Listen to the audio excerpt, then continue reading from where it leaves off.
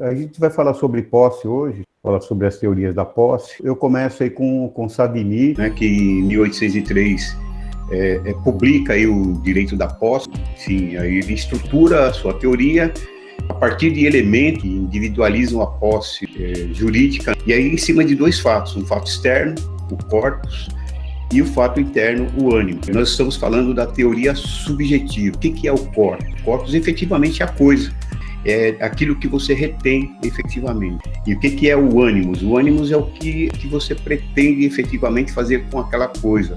Savigny, na sua teoria subjetiva, ele estrutura o ânimos como a intenção de ter efetivamente para si a coisa. Então a gente trabalha em cima de dois elementos. O elemento material, que é o corpus, é aquilo que é aprendido, é aquilo que é retido, né? E o elemento moral, que é o ânimo, a intenção do domínio, ter para si efetivamente, vontade de ter a coisa em proveito próprio.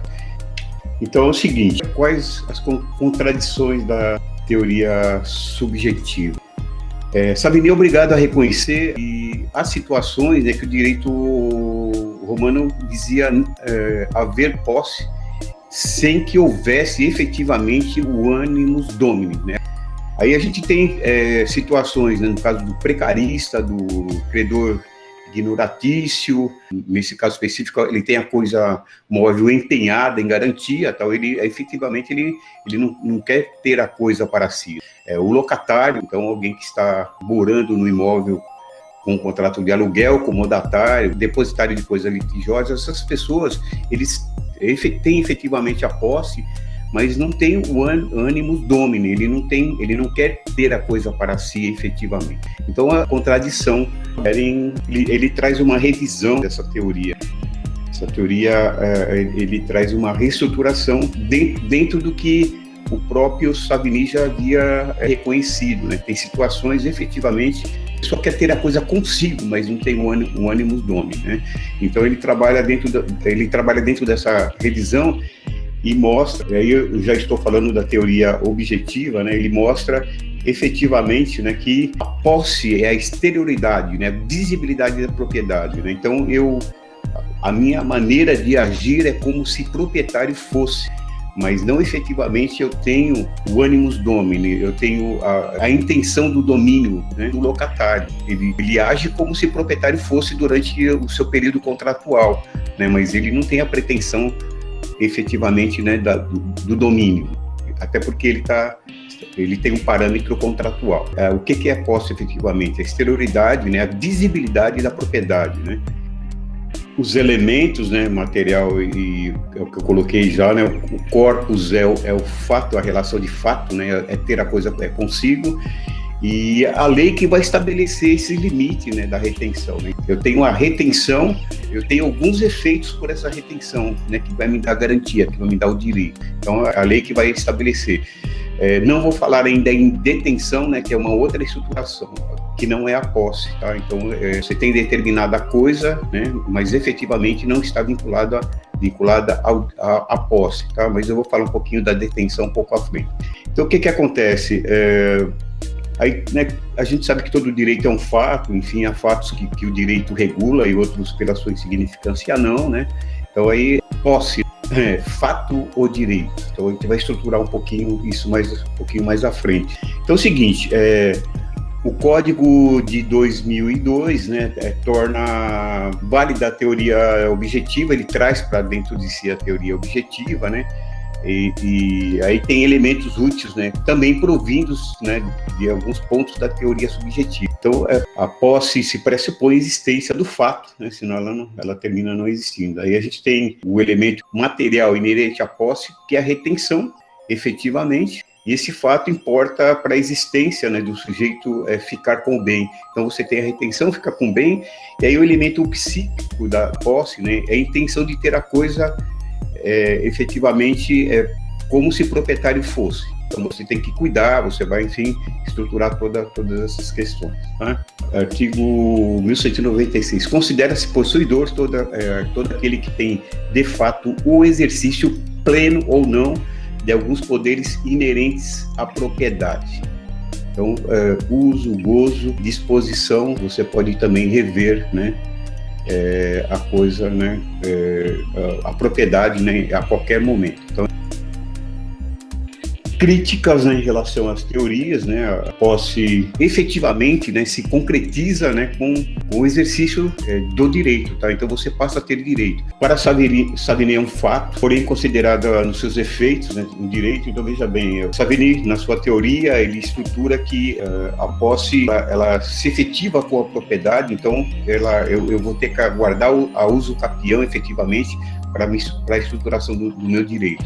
Já para Lering é um direito efetivo, tá? Então, a partir do momento que eu faço a retenção, eu já passo a ter, desde que essa retenção obedeça os critérios estabelecidos por lei, eu passo a ter o direito subjetivo, tá? Eu já tenho um interesse jurídico protegido. Savigny, quanto a elementos, corpo e ânimos, né? Então, eu tenho a coisa com o ânimo de ser proprietário. Lering já manifesta a intenção pura de ter a coisa consigo, né? Savigny ter a coisa para si e a Lering é para ter a coisa consigo, tá? Então, efetivamente, eu não tenho o animus domini, como a gente colocou, porque várias situações da posse, né? Eu não tenho intenção de ser proprietário efetivamente. Quanto à natureza, a posse é o fato e se converte em direito, né? Por proteção legal. Já para Lering, posse é o direito, efetivamente, né? Ele já está protegido em razão do interesse, né? Defende a posse como decorrência do princípio geral do direito, né? Uma pessoa deve ter a proteção do Estado, né, contra a violência, e Lering defende a posse como meio de facilitar a defesa da propriedade, né? Então, são visões que vão se estruturando de maneira diferente, tá? Algumas ponderações: a posse é um estado da aparência da propriedade, né? Você tem a visibilidade da propriedade. A posse é exclusiva, né? Você não tem duas situações de posse sobre a mesma coisa. As situações de composse são mais pessoas, né? Eu exemplifico aí condomínios, por exemplo. A composse, eu posso ter várias pessoas em posse de uma coisa só, mas eu não posso ter um outro grupo de pessoas, né, com aquela mesma posse, porque, veja bem, a posse anterior se extingue. A posse é exclusiva, por isso que eu tenho operações, enfim, eu estruturo dentro dessa condição da exclusividade. Por ser exclusiva, não há sobreposição. Então, se eu tenho a posse, eu tenho que ser destituído dela para vir um outro tomar posse. E assim sucessivamente. É uma situação jurídica que proporciona direitos. Então, eu tenho a possibilidade de se tornar proprietário pela usucapião, que a gente vai ver um pouco mais à frente. Então, eu tenho a usucapião urbana, por exemplo, 5 anos. Após 5 anos, sem ser molestado, eu me torno proprietário. E como eu coloquei, pela exclusividade e por não haver sobreposição, a existência de uma nova posse extingue a anterior, automaticamente. Eu não tenho qualquer tipo de sobreposição. Alguns pontos que são importantes aí, né? Possessio naturalis, posse natural, a partir da retenção, né? Então, a mera retenção se constitui a posse natural. Com a posse natural, eu tenho a possessio interdicta, né? Que já posse, né? Com efetivado alguns direitos, né? Que são os interditos, né? Possessio civilis, posse civil. A posse efetiva com direito aos frutos e ao usucapião. O direito à posse, né, do Ocidente, é o direito de possuir fundado na propriedade, os possessiones, o direito da posse fundado no estado de fato da posse, tá? É o que eu coloquei.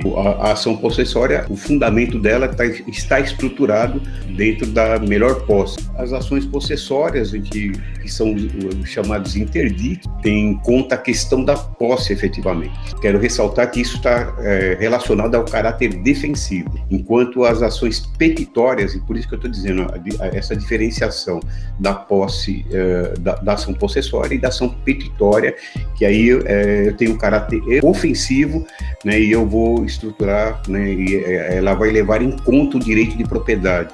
Tá? Então, por isso que essa distinção é importante. As ações que eu trato de de propriedade são ações petitórias com caráter ofensivo. As ações possessórias, relacionadas à questão da posse, ela tem um caráter defensivo e elas não se misturam, não são coisas distintas. Vamos falar da posse direta. A posse direta, o possuidor direto é o que detém o poder físico, né, imediato sobre a coisa, e aí também tutores, curadores, né, possuidores. O artigo 1197 trata disso. O artigo 1197, a posse direta de pessoa que tem a coisa em seu poder temporariamente, em virtude do direito pessoal ou real, não anula a indireta. Tá? A gente vai falar um pouquinho mais à frente em indireta. Que tem a vida, podendo o possuidor direto defender a sua posse contra o indireto. Então eu tenho o possuidor direto e o possuidor indireto. Tá lá, posse indireta. Bom, é aquele é a que o proprietário mantém ao transferir o uso direto da coisa a outrem, né? Por exemplo, a locação, né? Então você é proprietário do imóvel e aluga para uma pessoa, você transfere a posse, alguém vai morar lá e vai pagar o aluguel, né? Então a tradição opera de partição da posse. Então aí eu tenho posse sobre a mesma coisa, posse indireta e posse direta, que requer uma relação jurídica negocial, desdobramento da posse. Então a posse ela se desdobra nesse caso, que eu tenho dentro, a partir de uma mesma coisa, né, duas situações: posse direta, que é o locatário que lá reside, e a posse indireta, que é o proprietário que alugou o bem. Só que a composse, ela tem a possibilidade de exercício simultâneo. Aí é o seguinte, dentro dessa estruturação que eu estou colocando, o exercício, um consorte não pode interferir, tá? Então, qualquer um deles, por exemplo, se houver uma violência, qualquer um deles pode reintegrar. Algumas classificações, né, que é importante: a posse justa, o doutrinador deve se basear aí pelo terreno do objeto, né? A posse poderá ser justa. É interessante que a posse ser justa em relação ao sujeito e injusta em relação ao outro, né? A posse injusta é aquela que é viciada em relação a alguém, né? Relativa a terceiros, né? Então, a posse violenta, ela pode ser exercida com a coação física ou moral no seu exercício, né? Então qualquer uma delas ela vai se configurar como violenta. Posse é justa a posse que não for violenta, clandestina ou precária. A posse clandestina, né, que é aquela que, né, se constitui, os mecanismos dos ilícitos se constituem às escondidas, né?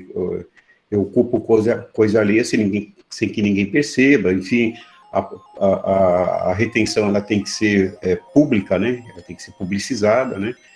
Então, e aí a posse precária que a gente coloca, aquela adquirida ou exercida mediante abuso de confiança, né? Então eu faço a retenção indevida, me aproveitando de algum momento, né? Então, posse de boa fé, né? Então, possuidor de boa fé, né, é o que está legitimamente na posse da coisa, tá? Aí ele tem tempo suficiente, né, o exigido para uso capião extraordinária, ou tenha se apropriado de coisa abandonada, está abandonado, então ele se utiliza, né? O possuidor tem título justo, né, que demonstra essa situação de legitimidade, né?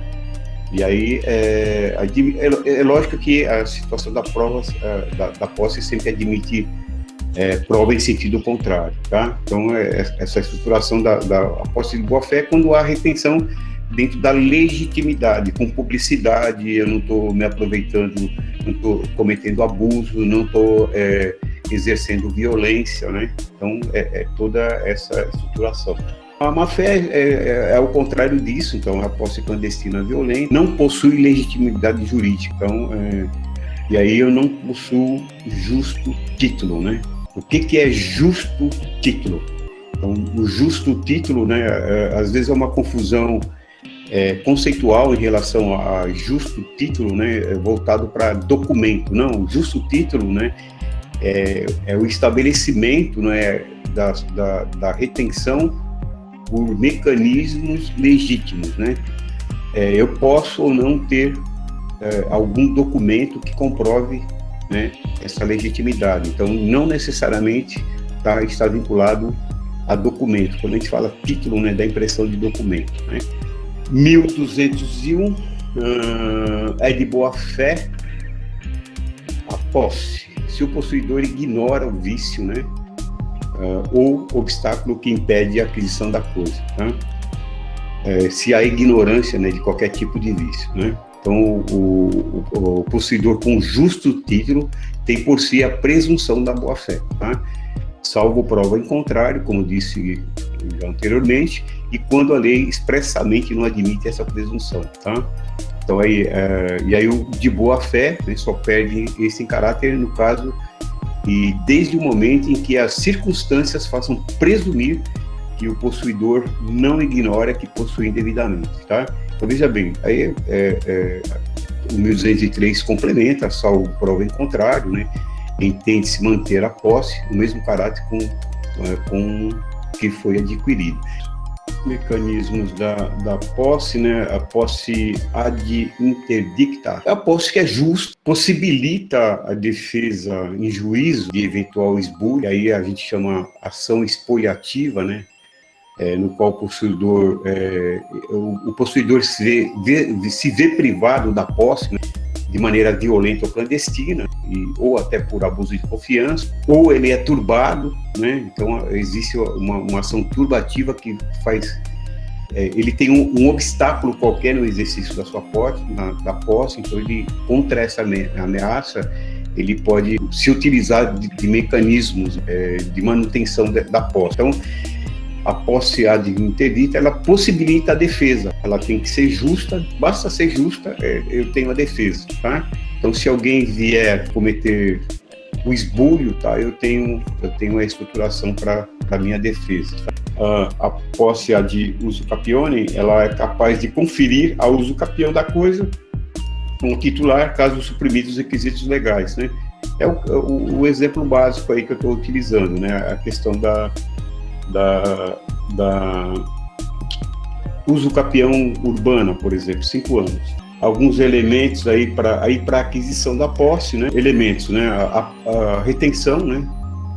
Efetivamente, a apreensão, retenção, o exercício do direito, né? A disposição facultativa do direito, aí está na 1204 do Código Civil, quais são os sujeitos, o próprio interessado, um representante, enfim, essa estruturação que, no caso que da representação se sucede por mandato, tá? E aí o mandatário, né, o terceiro sem mandato com ratificação dos atos, né? Então, aí eu tenho as formas originárias e derivadas, tá? Então, aí se a gente for nos artigos 1204 e para frente, vai mostrar um pouquinho aí. 1204. Adquire-se a posse desde o momento que se torna possível o seu exercício em nome próprio de qualquer dos poderes inerentes à propriedade, tá? É o que eu acabei de dizer. Quais são os poderes da propriedade? Uso, gozo, né? Disposição, né? E o poder de reaver, tá? E aí ela pode ser adquirida pela própria pessoa, né? A pretendente ou representante, o terceiro sem mandato, dependendo da ratificação, tá? Então, formas aí de aquisição, né? Que é a originária. A originária é a retenção, né? É o ato da retenção. Algo que está abandonado, algo que não tem dono, alguém se apodera de maneira concreta e real. Disposição da coisa, o possuidor tem o poder de disposição, né, sobre determinada coisa, desde que não haja dúvida em relação ao exercício da posse. Exercício de um direito real, né? Então nós temos a forma originária, né, como eu coloquei, algo que está abandonado e alguém retém, tá? E eu tenho a forma derivada, né? Então a gente sabe quem é o dono, tá? Eu vou fazer isso através de um contrato. Entrega a coisa de maneira efetiva, né? De maneira consensual, né? Aí pode ser de forma ficta ou simbólica, através de alguma conduta identificadora da transição da posse, enfim, né? Aí a gente tem dois mecanismos, né? Que é o consensual, né? Do traditio breve manu, né? Alguém que possuía a coisa em nome alheio passa a possuir em nome próprio, né? Então aí temos constituto possessório. Quem possui em nome próprio passa a possuir em nome alheio, tá? Então, aí, por exemplo, o constituto, né, ele não se presume. Veja bem, essas duas situações, eu continuo com a posse. Ela simplesmente ela se modifica, a posse modifica a sua estruturação. Então, eu tenho a posse direta, né, nesses dois momentos que ela se reverte, né? Então, eu tenho lá, por exemplo, no constituto, né, o proprietário, por exemplo, aliena um imóvel, né, e permanece residindo, né, aí, por força do contrato de locação celebrado, tá? Então, eu tenho o imóvel, né, vendo esse imóvel, mas eu permaneço nele, tá? Eu continuo sendo possuidor direto, tá? Mas aí, no caso, tá, eu não tenho mais a propriedade, tá? Então, eu vou perder a posse de dono, digamos assim, tá? O que acontece nessa relação, né? Isso é feito por declaração de vontade, né? Então, não há uma transmissão efetivamente, eu permaneço, né? A minha posse direta permanece nos dois casos, tá? Modifica a minha chamada posse como proprietário. Em um momento eu perco a posse como proprietário, em outro momento eu adquiro a posse como proprietário, tá? Sucessão, intervivos e causa-mortes, né? Então, intervivos através da forma derivada, né? Então, através da forma contratual, e universal, aliás, e causa-mortes através da sucessão, que pode ser universal ou a título singular. E aí, algumas condições dos herdeiros, né? A posse se transmite aos herdeiros aí com as mesmas características, né? Possibilitando aí o tempo de posse, né? Para fins de uso capião. E aí um pouco do 1206, 1207, 1208, tá? O herdeiro substitui o possuidor, né, na sucessão universal, e na singular, eu posso ou não, né, levar, né, esse período de posse, tá? Bom, na posse a presunção iuris tanto, né, que é presunção de direito, né? O possuidor é aquele cujo nome se encontra a relação do registro, né, de imóveis, né, ela tem uma discussão, né? Então, veja bem, na ação possessória, né, eu vou tratar da questão da melhor posse, né? Não significa que o registro de imóveis vai me possibilitar a condição de retomar o imóvel, de reintegrar o imóvel, tá? Alguns efeitos da posse, né? Direito aos interditos, né? Inclusive a autodefesa. Eu posso perceber os frutos, dependendo da situação, posse de boa-fé, retenção de benfeitorias, em algumas situações eu posso reter benfeitorias, responsabilidade por deterioração, tá? Direito ao uso capião e inversão do ônus da prova na contestação. Possessória é aquela que se destina à defesa, tá? Então a ação ela está sempre relacionada à defesa, são consideradas por parte da doutrina como ações reais, tá?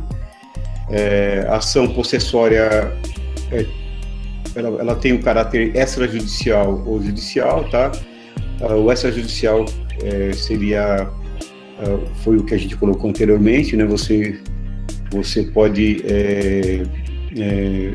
no momento que você sofrer a violência, você pode exercer a sua defesa, tá? Judicial através das ações, tá?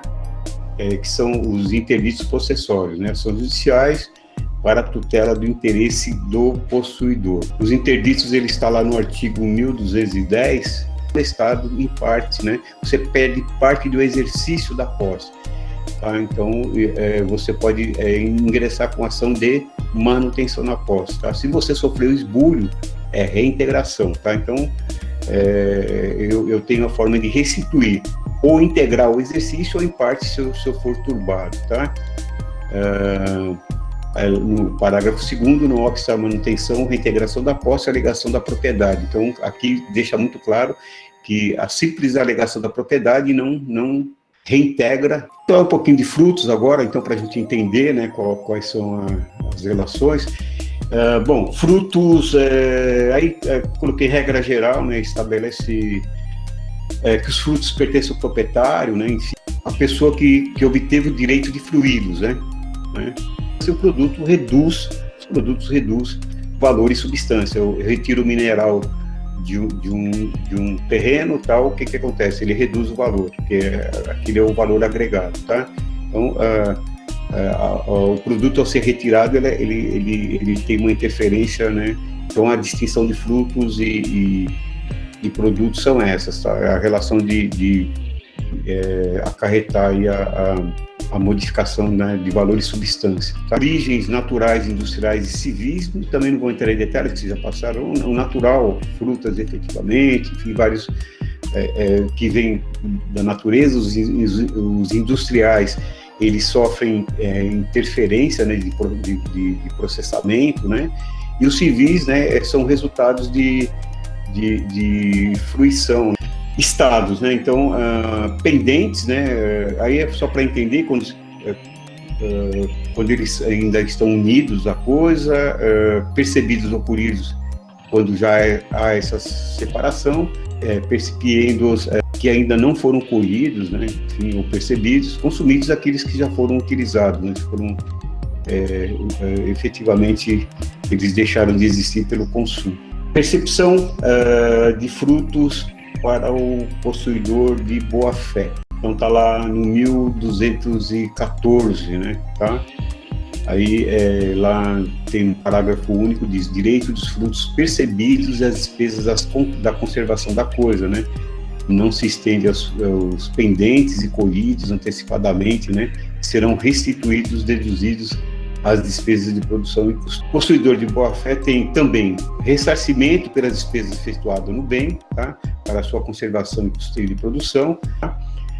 Não é obrigado a pagar indenização, né, pela eventual perda ou perecimento da coisa, né?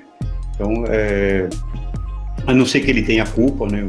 Enfim, se as coisas que estão lá perecer, né, pelo tempo, pelo uso normal, não tem uma indenização.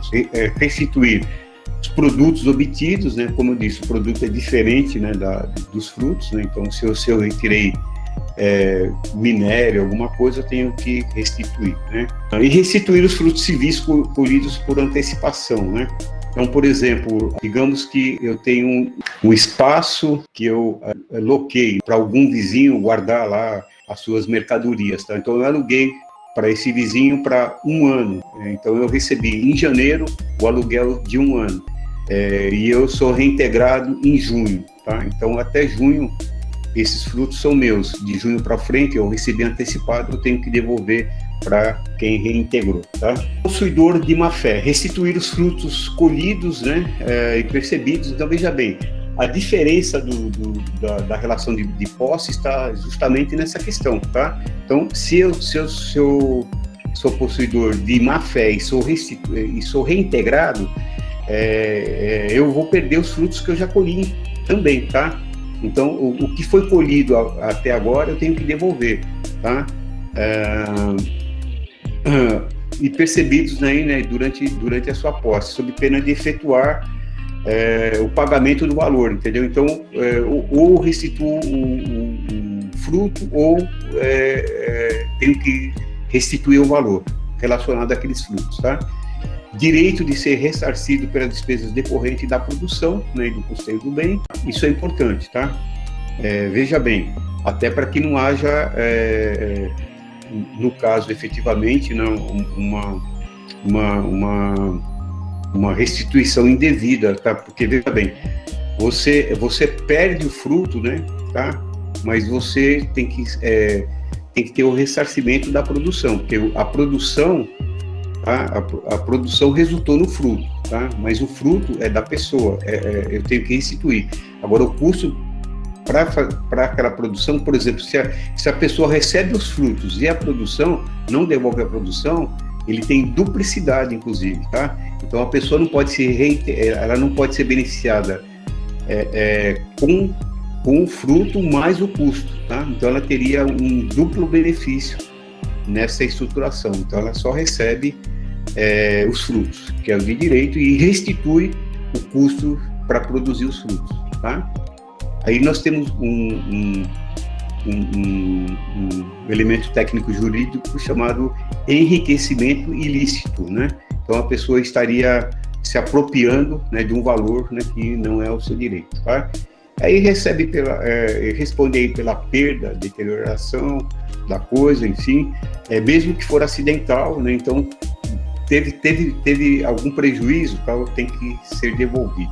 Benfeitorias, bom, aqui necessárias quando é imprescindível, né, para a conservação da coisa, úteis quando aumenta e facilita o uso do bem, né? Então ela tem, aumenta objetivamente o valor do bem, né? Sei lá, exemplo, uma construção da garagem, banheiro, as necessárias, por exemplo, um reparo qualquer, uma substituição, enfim, que necessariamente tem que ser feito para manutenção e conservação, tá? E a voluptuárias, aquela que é para simples deleite ou recreio, tá? Então, né, objetos de luxo, enfim, jardins, mirantes, cascatas, enfim, você tem aí aí vocês, só para relembrar, obviamente, que vocês já passaram por isso. Então, e aí eu vou direto às regras, né, da posse de boa-fé. Então, eu tenho direito à indenização das benfeitorias necessárias, tá lá no 1219.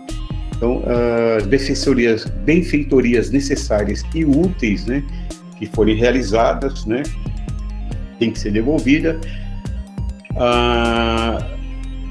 Pode exercer o direito de retenção, né, isso é importante dentro do processo, a gente vai depois fixar um pouquinho mais dentro do campo processual, que a gente vai para a próxima aula.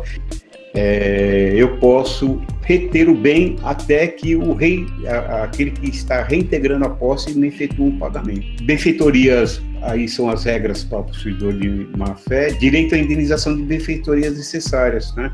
As necessárias, elas são resguardadas em todos os momentos, tá, né? Porque você tá exercendo a manutenção. Então, a posse é exteriorização da propriedade, tá? Então inclusive você fazendo as benfeitorias necessárias, você estará agindo como o proprietário fosse. Então é justo que seja devolvido a manutenção da casa, tá? Então, por exemplo, quebrou uma telha, eu vou lá, arrumo, senão vai me derrubar todo o forro, tal.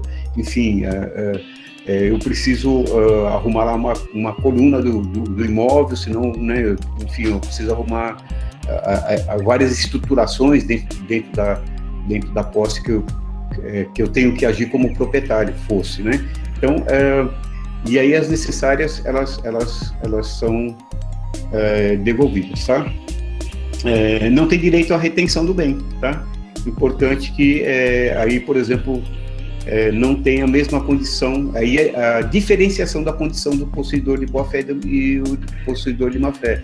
Então, não tem direito à retenção. Não pode retirar o bem, não pode retirar do bem a benfeitoria voluptuária, né? Então, se eu construir a cascata, ela tem que ficar, tá? Eu não posso retirar, tá? Então, na verdade, são as diferenciações, né, entre o possuidor de boa-fé e o possuidor de má-fé, tá?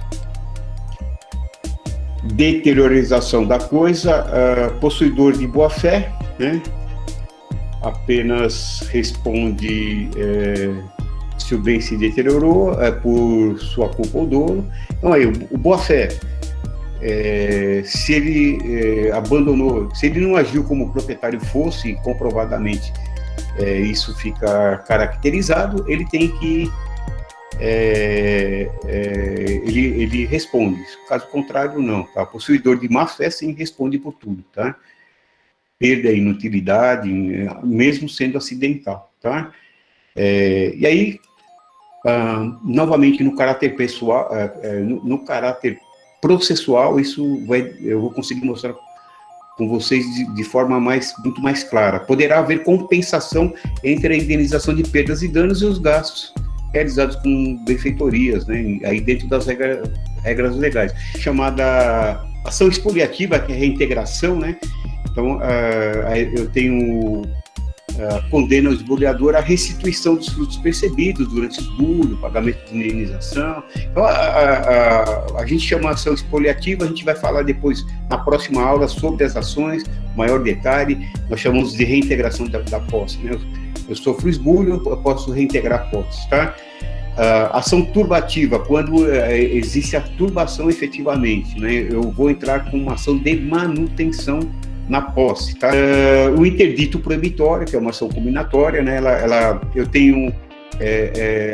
Eu vejo a possibilidade, né, de sofrer o esbulho, né? Então eu vou lá com o interdito, né, e solicito a garantia judicial. Então o juiz determina que se aquele propenso esbulhador, se efetivamente ele concretizar o esbulho, ele terá que pagar numa indenização. A autotutela foi o que eu coloquei, né? A gente chama de desforço imediato, né? Então, esse instituto, a gente, que de forma incontinente, né? Quando eu sofro a violência, eu tenho determinada reação, né? É uma defesa direta, né? Aí eu não tenho intermediário nenhum, e não tenho aparato judicial, né? Como analogia, a legítima defesa, né, extrajudicial da posse, né? Então a gente fala, e aí quais são os requisitos, né? Eles são violação da posse, né, atual, né? Por exemplo, eu não posso, se eu estou sofrendo um esbulho agora, eu reajo agora dentro, e aí a repulsa, né? A violação deve ser imediata, então eu estou sofrendo a violação agora, reajo agora, e dentro da proporcionalidade. E aí tá, por isso que eu faço analogia à legítima defesa lá no penal, porque quem está no penal sabe lá que a legítima defesa, ela tem algumas características. Se fosse imediato, significa o quê? 2 dias que eu sofri o esbulho, eu volto lá e vou agredir a pessoa, tá? Não pode ser considerado esse mecanismo. Então veja bem, qual é o procedimento desse mecanismo? Eu faço a repulsa imediata dentro da proporcionalidade e depois eu faço o registro disso, né, numa delegacia, enfim, faço isso dentro de um campo para ficar o registro de que houve, né, para que não haja nenhum problema relacionado à possibilidade de sofrer depois alguma ação judicial. Ao que se destina efetivamente os interditos, né, recuperar a posse, né, e aí a gente vai, né, aí o possuidor se vê privado, né, da posse, né, através da violência, de maneira clandestina, por abuso de confiança que a gente colocou, né, praticado, e aí a reintegração de posse, né, que vai fazer com que eu retome esse bem, né, ou, né, como eu coloquei, pelo desforço imediato, se for, né, a repulsa imediata, né, tá? E aí são os caminhos desses interditos possessórios, tá? A gente tem interditos possessórios, ações possessórias, interditos possessórios, ações possessórias. Interdito proibitório, tá? É uma forma preventiva de eu evitar, uma possível ocupação, tá?